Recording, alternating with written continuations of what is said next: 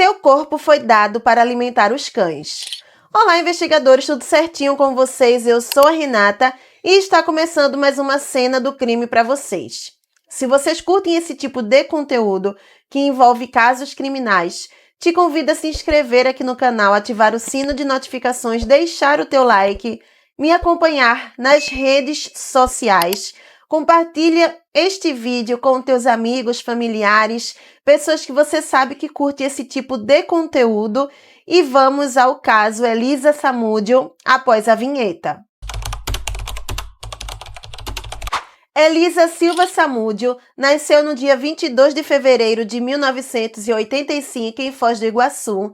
Ela era filha do arquiteto Luiz Carlos Samúdio e da agricultora Sônia Fátima Silva Moura.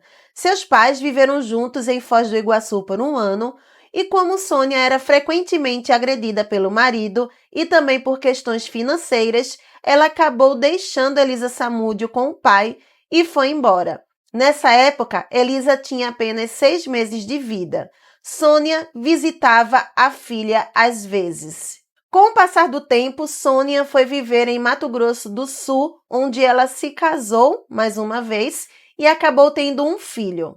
Ao completar 10 anos, Elisa Samúdio foi morar com a sua mãe, mas com ela ficou apenas um ano e aí acabou que ela voltou a morar com o seu pai. Desde seus 13 anos, Elisa sonhava em ser modelo e aí ela queria trabalhar justamente nesse eixo do Rio de Janeiro-São Paulo.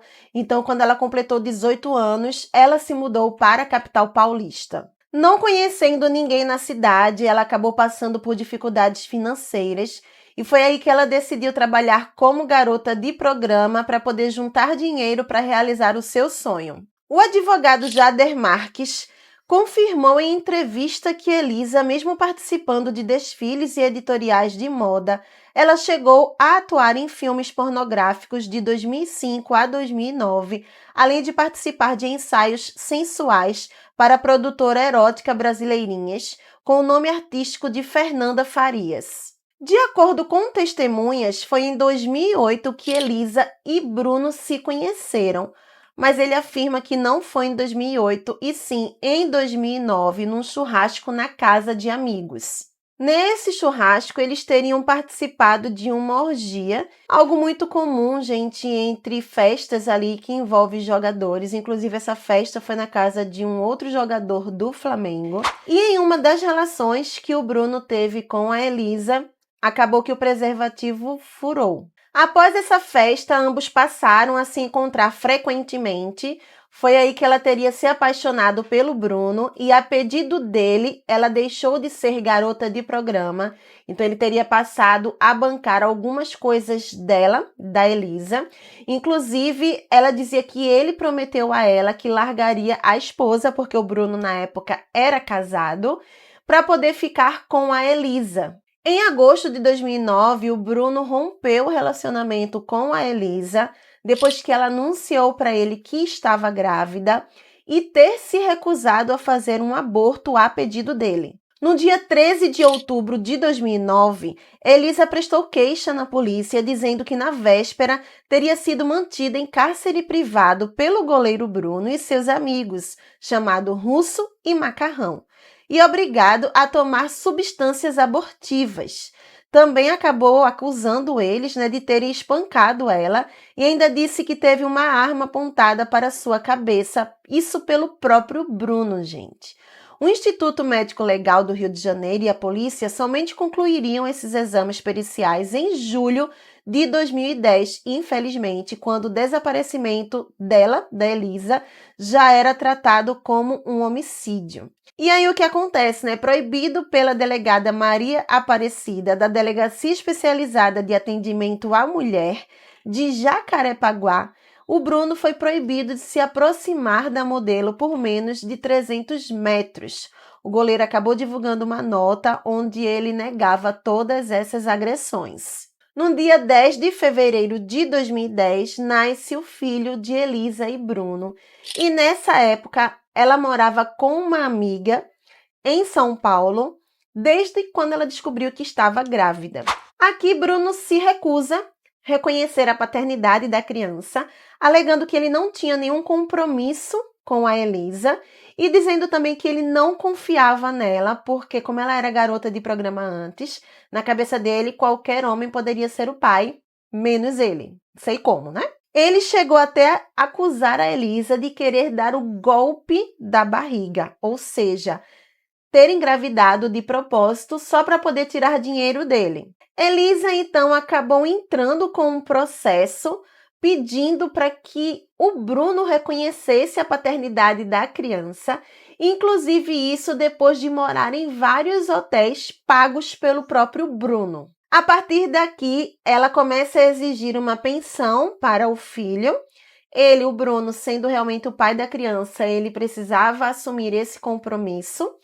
E ela começou a dar mais queixas de agressão ali por parte do Bruno, o que acabou prejudicando a carreira dele dentro do futebol.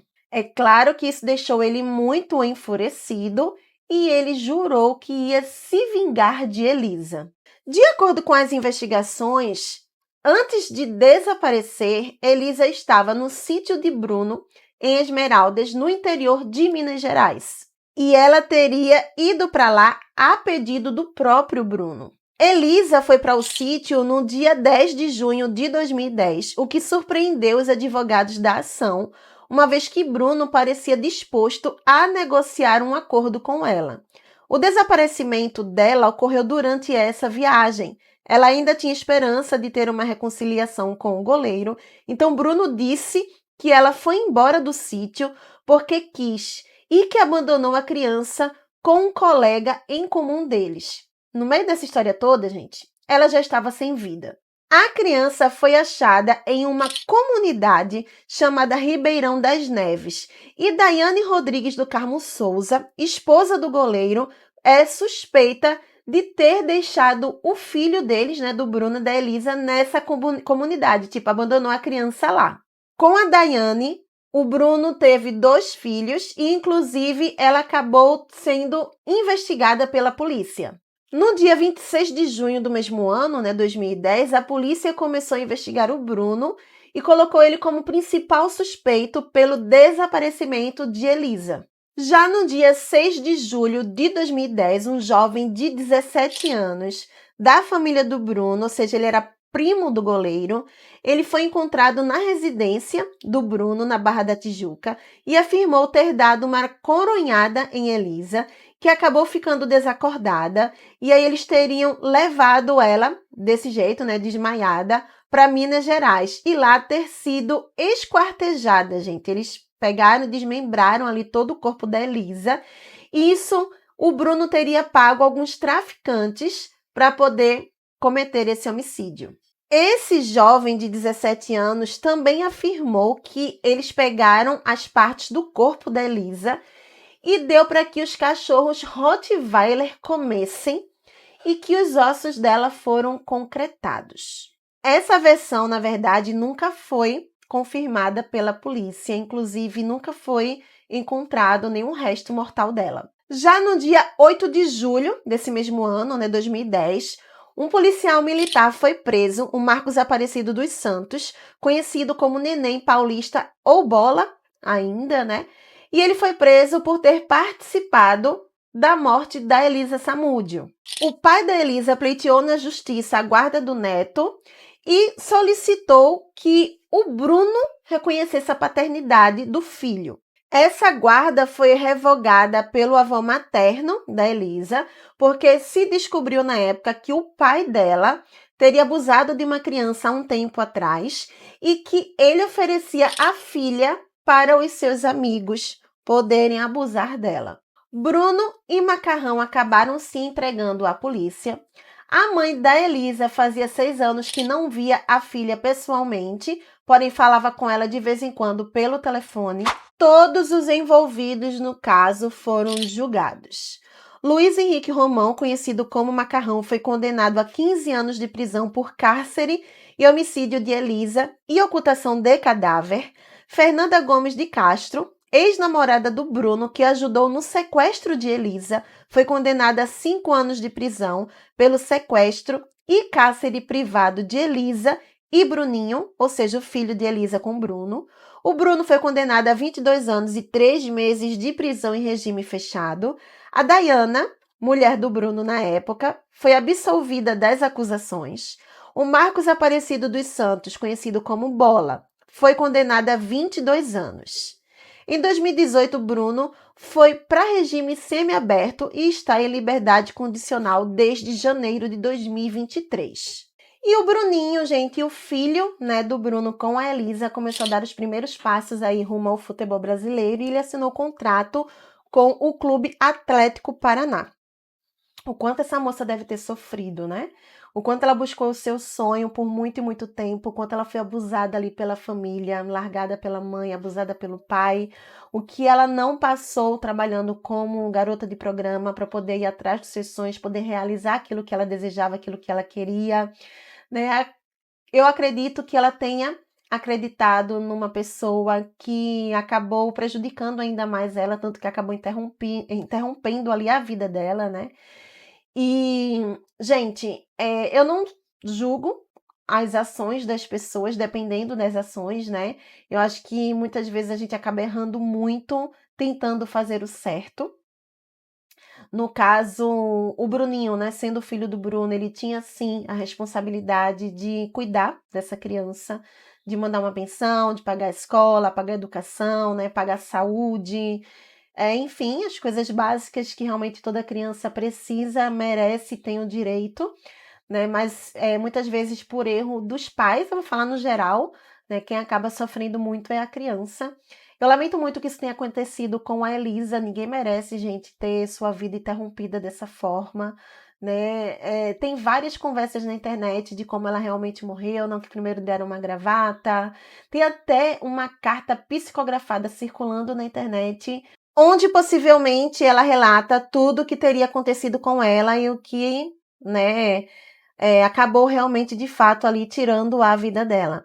E ela até diz que o corpo dela foi jogado no rio, enfim, mas o que foi relatado é que realmente, pelos agressores, né, é que o corpo dela teria sido esquartejado, entregue para cachorros Rottweiler comer e os ossos concretados, mas até hoje não se encontrou nenhum vestígio de nada disso.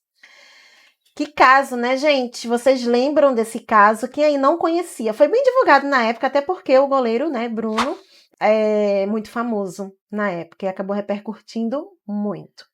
Bom, eu fico por aqui. Peço mais uma vez que você se inscreva aqui no canal se ainda não está inscrito, ativa o sino de notificações, deixa o teu like, me acompanha nas redes sociais. E, gente, até o próximo vídeo, investigadores. Tchau, tchau.